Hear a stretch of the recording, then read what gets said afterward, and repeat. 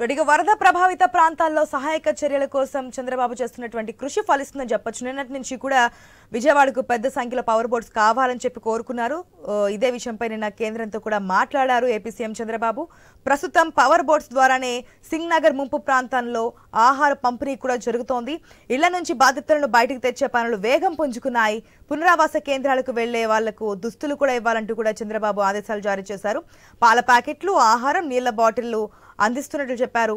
Private hotels కావచ్చు, దుర్గగుడి, అక్షయ పాత్రల ద్వారా వరద బాధితులకు ఆహారం సమకూరుస్తున్నారు.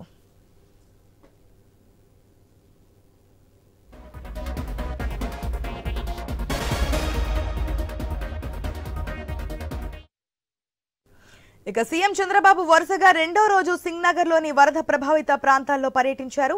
స్వయంగా సహాయక చర్యలను పర్యవేక్షిస్తున్నారు. సీఎం సూచనలు, క్షేత్రస్థాయి పర్యటనలతో యంత్రాంగం వేగంగా కదులుతోంది.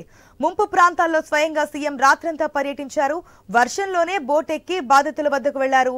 మొత్తానికి అటు సీఎం సమీక్షలు, ఇటు క్షేత్రస్థాయి పర్యటనలతో వరద సాయం పనులు స్పీడ్ అందుకున్నాయి.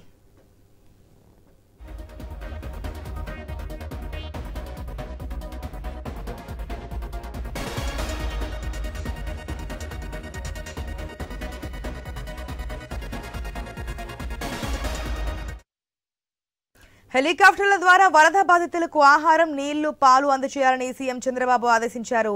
రాష్ట్రంలో వరద పరిస్థితులపై మరోసారి ఆయన ఉన్నతాధికారులతో సమీక్షించారు. 3 పూటలా బాధితులకు ఆహారం అందించాలన్నారు. చిన్నారులు, గర్భిణీలను పునరావాస కేంద్రాలకు తరలించాలని ఆదేశించారు. ఇక బోట్లు ఎక్కడెక్కడ తిరుగుతున్నాయో మ్యాపింగ్ చేయాలన్నారు సీఎం. ఒకే ప్రాంతంలో కాకుండా మారుమూల ప్రాంతాలకు వెళ్లాలని సూచించారు. మధ్యాహ్నం కొంతమేరకు వరద ప్రవాహం తగ్గుతుందని అంచనా వేస్తున్నారు. లంక గ్రామాల్లో సమస్యలపై అధికారులను అప్రమత్తం చేయాలని కలెక్టర్లను ఆదేశించారు సీఎం. ఎవరు ఆందోళన చెందాల్సిన అవసరం లేదని, అందరికీ సాయం అందుతుందని భరోసా అయితే ఇస్తూ వస్తున్నారు. నిన్న ఈ రోజు కూడా ఆ వరద ప్రాంతాల్లోనే బోట్ల సాయంతో అక్కడ ఉన్నటువంటి ప్రజల వద్దకు వెళ్లి ధైర్యం చెప్తున్నటువంటి పరిస్థితి మనం చూస్తున్నాం. పూర్తి అప్డేట్స్ మా ప్రతినిధి రాజు ద్వారా తెలుసుకుందాం. రాజు, నిన్న ఈ రోజు కూడా స్వయాన సీఎం అక్కడే ఉండి వరద ప్రభావిత ప్రాంతాల్లో ప్రస్తుత పరిస్థితిని సమీక్షిస్తున్నటువంటి సిచ్యువేషన్ మనం చూస్తూ ఉన్నాం. అయితే 10 గంటలకి ఈ రోజు వెళ్తున్నప్పుడు కూడా 2 గంటలు నాకు టైం ఇవ్వండి అని చెప్పారు. అక్కడ ఉన్నటువంటి ప్రజలు కొన్ని క్వశ్చన్స్ అడుగుతూ ఉంటే మాకు వాటర్ లేదు, పాల ప్యాకెట్స్ లేవు, పిల్లలు ఏడుస్తున్నారు, వృద్ధులు ఉన్నారు, టాబ్లెట్స్ లేవు, ఇవన్నీ అని చెప్తూ ఉంటే 2 గంటలు టైం ఇవ్వండి అన్నారు. దాదాపు 2 అవర్స్ కంప్లీట్ అయింది. ఇప్పుడున్నటువంటి ప్రజెంట్ సిచ్యువేషన్ ఏంటి? ఏదైతే గత 2 రోజులుగా కూడా విజయవాడను ముంచెత్తుతున్నటువంటి వరదలు అయితే ఇంకా కొనసాగుతున్నాయి. ఈ నేపథ్యంలో వర్షం కూడా మరోవైపు తీవ్రంగా పడుతున్న నేపథ్యంలో ఈ రోజు ఈ సహాయక చర్యలు చేపట్టడం కూడా ప్రభుత్వానికి ఒక సవాలుగా మారిందని చెప్పుకోవచ్చు. అయినప్పటికీ కూడా వెనకడుగు వేయకుండా రాష్ట్ర ముఖ్యమంత్రి స్వయంగా చంద్రబాబు నాయుడు సంఘటన స్థలాలకు పరిశీలించడం, బోట్ల మీద స్వయంగా వెళ్తూ అంటే రక్షణ సిబ్బంది వద్దని చెప్తున్నప్పటికీ కూడా తెగించి ప్రజల కోసం అంటూ కూడా ఒక సందేశాన్ని ఇస్తూ కూడా వాళ్ళకి మనోధైర్యాన్ని కలిగించే విధంగా ఈ రోజు చంద్రబాబు నాయుడు అయితే బోట్లలో ప్రయాణించి వాళ్ళని పరామర్శించడం, అదేవిధంగా ఆ పరిస్థితులు సమీక్షించడం చూస్తున్నాం. ఈ నేపథ్యంలోనే కేంద్రంతో మాట్లాడిన తర్వాత కొద్దిసేపటి క్రితం పవర్ బోట్లు కూడా ఈ ప్రాంతానికి రావడం జరిగింది.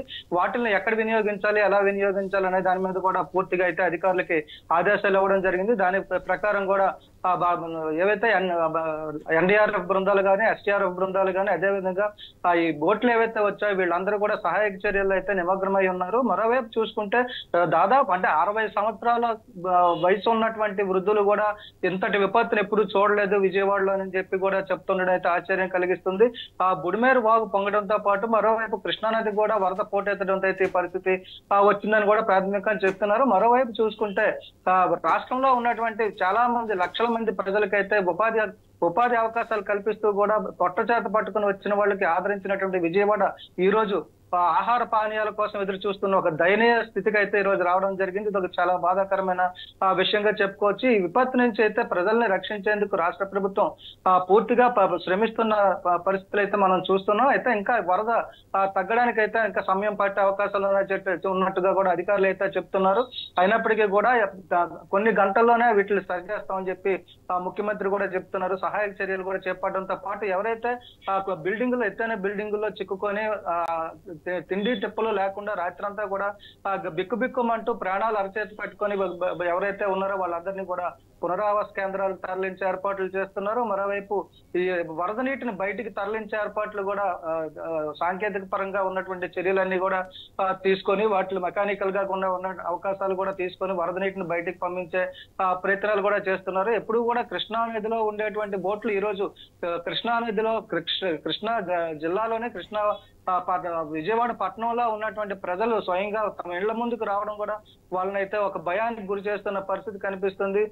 కృష్ణా నది అదే విధంగా విజయవాడ కలిసిపోయిందా, కృష్ణమ్మ ఉగ్రరూపం దాల్చిందా అని చెప్పి భయాందోళన కూడా వ్యక్తం చేస్తున్నారు. గత చరిత్రలో కూడా చూసుకుంటే ఎప్పటికి కూడా ఇంతటి విపత్తుని అయితే చూడలేదని చెప్తున్నారు. ఒకవైపు వర్షం పడడంతో పాటు వాగులు పొంగిపోరడం, అదేవిధంగా వాటికి వెళ్లిపోవడానికి సరైన మార్గాలు లేకపోవడం, చెరువులు కబ్జా అవడం వల్ల కూడా ఈ పరిస్థితులు వచ్చాయని, డ్రైనేజీ వ్యవస్థ కూడా సరిగ్గా లేకపోవడం కూడా ఈ పరిస్థితికి కారణంగా ఉన్నట్టుగా కూడా అధికారులు అయితే ఇప్పటికే గుర్తించడం జరిగింది. ఏదైనప్పటికీ త్వరలోనే ఈ పరిస్థితిని చక్కదిద్దుతామని సీఎం మీడియాతో మాట్లాడుతున్నప్పుడు కూడా మీడియాతో చిట్చాట్ చేస్తున్నప్పుడు కూడా కొన్ని విషయాలను ప్రస్తావించారు రాజు. ఏదైతే వారసత్వంగా వచ్చినటువంటి కొన్ని కారణాల వల్ల కూడా ఇంత విపత్తు చోటు చేసుకుంది, అధికారులు ముందుగా గ్రహించకపోవడం వల్ల కూడా ఇంత నష్టం వాటిల్లడానికి కారణమైందంటూ కూడా చెప్పున్నారు.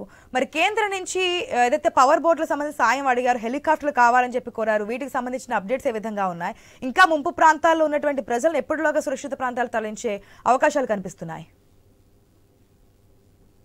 ఇప్పటి వరకు చూసుకుంటే ఏదైతే 2 రోజుల నుంచి కూడా ఏదైతే స్వయంగా చంద్రబాబు నాయుడు పర్యవేక్షణ చేస్తున్న పరిస్థితి కనిపిస్తుంది. అదేవిధంగా పరిస్థితులు ఏ విధంగా ఎలాగ ఉన్నాయనేది కూడా సమీక్షిస్తూ అధికారులకు సూచనలు చేస్తున్న నేపథ్యంలో ఇప్పటికే సహాయక చర్యలు అయితే చేపట్టడం జరిగింది. మరోవైపు స్వచ్ఛంద సంస్థల నుంచి అదేవిధంగా ఏదైతే అమ్మవారి దేవాలయం ఉందో దేవాలయం నుంచి నిత్యాన్నదాన సత్రం నుంచి కూడా ఆహార పొట్లాలు అందించే ఏర్పాట్లు కూడా చేస్తున్నారు. పాలు, రొట్టెలు, అదేవిధంగా ఇతర సామాగ్రి, మందులు కూడా అందించే ఏర్పాట్లు అయితే ఇప్పటికే చేస్తున్నారు. మరోవైపు కేంద్రంతో మాట్లాడిన తర్వాత ఇప్పటికే పవర్ బోట్లు కూడా ప్రాంతాలకు చేరుకోవడం జరిగింది. వీటిలో అయితే ముఖ్యంగా ఏదైతే విజయవాడ శివారు ప్రాంతాలు ఉన్నాయో శివారు ప్రాంతాల మీద దృష్టి పెట్టాలని చెప్పి ముఖ్యమంత్రి అయితే ఇప్పటికే ఆదేశాలు జారీ చేయడం జరిగింది. అదేవిధంగా దాదాపు ఏదైతే 10 అడుగుల మేర ఏదైతే ఎక్కడైతే వాటర్ నిలిచిపోయిందో ఆయా ప్రాంతాల్లో ఉన్నటువంటి మొదటి అంతస్తు నుంచి 2వ అంతస్తు 3వ అంతస్తులు కూడా తలదాచుకుంటున్నటువంటి వాళ్ళందరినీ కూడా రక్షించడానికి అయితే ఏర్పాట్లు చేస్తున్న పరిస్థితి కనిపిస్తుంది.